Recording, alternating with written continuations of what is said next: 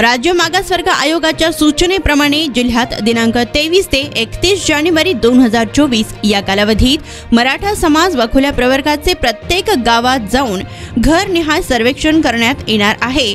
तरी नागरिकांनी सर्वेक्षणासाठी येणाऱ्या प्रगणक व पर्यवेक्षकांना माहिती देऊन सहकार्य करावे असे आवाहन जिल्हाधिकारी कुमार आशीर्वाद यांनी केले। जिल्ह्यात मराठा समाज व खुल्या प्रवर्गाच्या सर्वेक्षणासाठी प्रशासनाच्या वतीने 6473 प्रगणक तर 458 पर्यवेक्षकांची नियुक्ती करण्यात आली आहे। हे प्रत्येक गावात व प्रत्येक घरी जाऊन सर्वेक्षण करणार असून प्रशासनाने नियुक्त केलेले पर्यवेक्षक व प्रगणक सर्वेक्षणासाठी घरी आल्यानंतर नागरिकांनी त्यांना सहकार्य करणे आवश्यक आहे।